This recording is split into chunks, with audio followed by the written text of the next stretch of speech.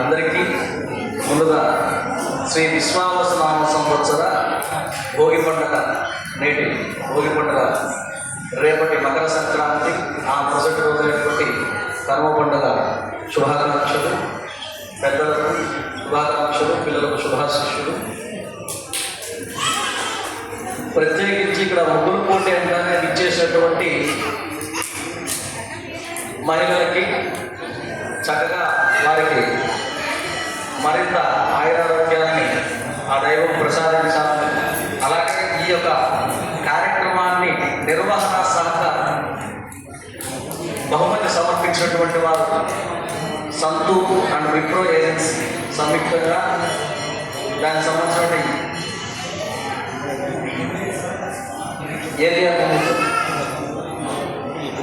Area sales manager Abdul Basha garu, distributor Sri Durga Enterprises proprietor S Ramesh Babu garu, junior sales officer Bharat Kumar garu, sales representative yes Mysore గారు, వీరందరికీ కూడా ప్రత్యేకించి ఆ భగవంతుడు ఇలాంటి కార్యక్రమాలు, ఇలాంటి వేదికలు మరిన్ని జరిగే రకంగా ఆ భగవంతుడు వారికి సర్వదా ఆయురారోగ్యాలను ప్రసాదించాలని ప్రార్థిస్తూ, ముగ్గురు కూడా ఒకప్పుడు సంక్రాంతి అంటానే ఇంట్లో మన ఇంటి వరకే పరిమితం. గడప లోపల, గడప బయట మన ఇంటి ముందు చక్కగా ముగ్గేసుకున్నామా, ఇంట్లో దీపారాధన చేసామా, పిండి వంటలు చేసుకున్నామా, బంధువులతో చక్కగా ఆహ్లాదంగా గడిపామా.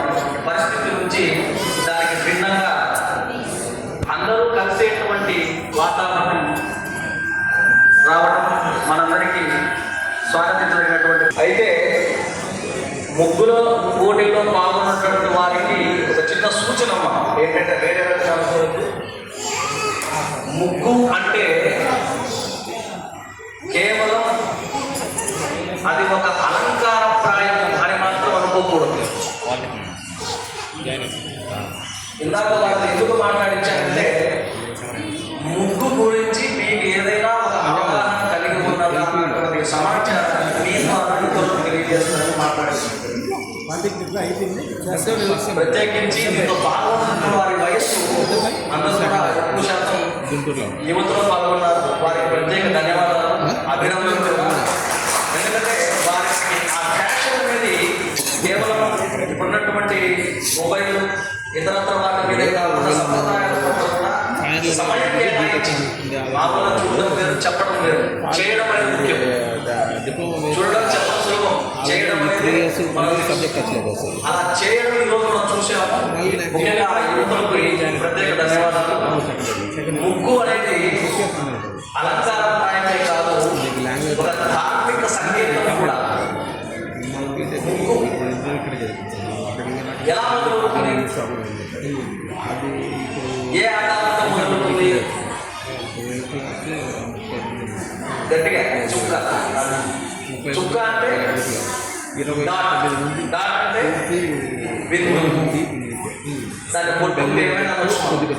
బిందువుతో మొదలై సర్వరేఖ రూపంలో వృత్తంగా ముగింపు చేస్తూ అనేక రూపాలతో సంతరించుకున్నటువంటి ఒక సింబాలిక్,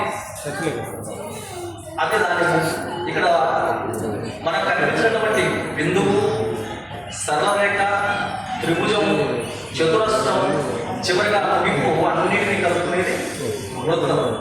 5 ఆకారాలను గమనించారు. ప్రతి డయాగ్రామ్ లో కూడా 5 ఆకారాలు ఉన్నాయి.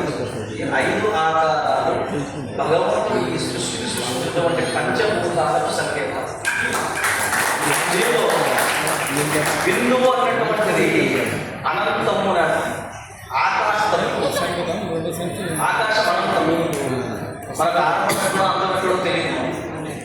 ఇక రెండవది సరళరేఖ. సరళరేఖ అన్నటువంటిది వాయుతత్వం. ఎందుకు వాయుతత్వం చెప్పారంటే, దాన్ని అలాగే కొనసాగిస్తుంది. ఇక మూడవది త్రిభుజం.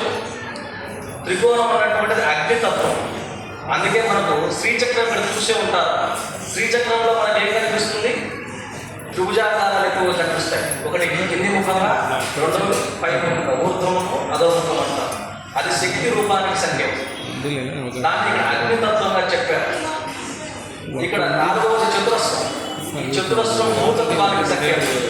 ఎందుకు? ఇది ఆధారాన్ని ఇస్తుంది, భూమి అన్నిటినీ మోయగలుగుతుంది. చివరిగా వృత్తం అన్నటువంటిది జలతత్వం.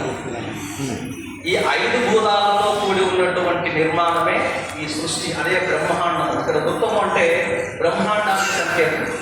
అన్నీ కూడా దానిలో పూర్ణమద పూర్ణమిద పూర్ణముదచ్యతే పూర్ణస్య పూర్ణమాదాయ పూర్ణమేవ వశిష్యతే అని మన ఉపనిషత్తు సారాంశం. దేనిలో అయితే వచ్చిందో, దేని నుంచి అయితే వచ్చిందో అది మరలా దానిలో కలిసిపోవడమే పూర్ణం యొక్క సంకేతం. అదే బిందుతత్వంతో ప్రారంభమై వృత్తతత్వంతో ముగిస్తుంది. ఇది మనం గీసేటటువంటి ప్రతి ఆకారంలో కూడా ఉన్నటువంటి అంతరార్థము. ఇలాంటి సంకేతాలతో కూడినటువంటి ముగ్గులు పండుగలకు కూడా మారుతూ వస్తున్నాయి. మనం ఈ సంక్రాంతిలో వచ్చే ముగ్గులు దేనికి సంకేతం ఇస్తాయి అంటే సూర్య ఆరాధనకు సంకేతం ఇస్తాయి. దేనికి?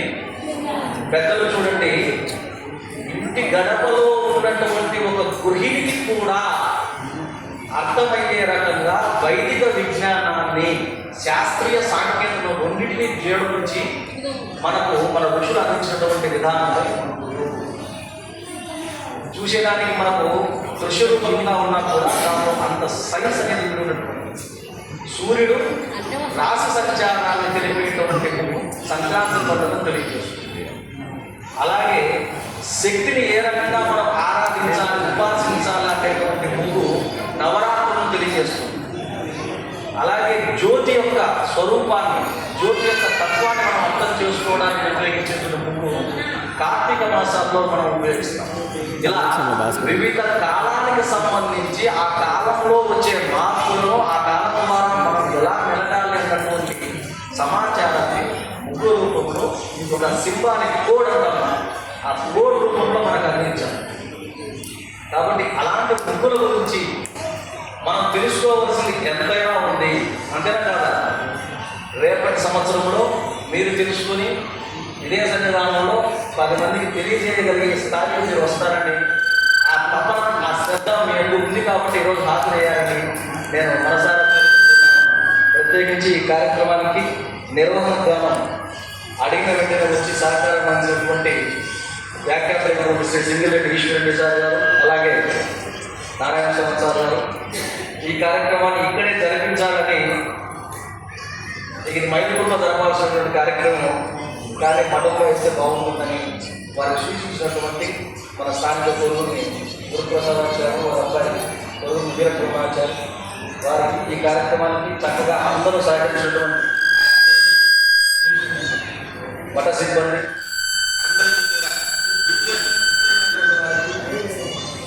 మరణ సంవత్సరం కూడా మీరు తప్పక ఇచ్చేసే ప్రయత్నం మీరు చేయండి అని మరొకసారి తెలియజేస్తుంది. శుభం స్వస్తి.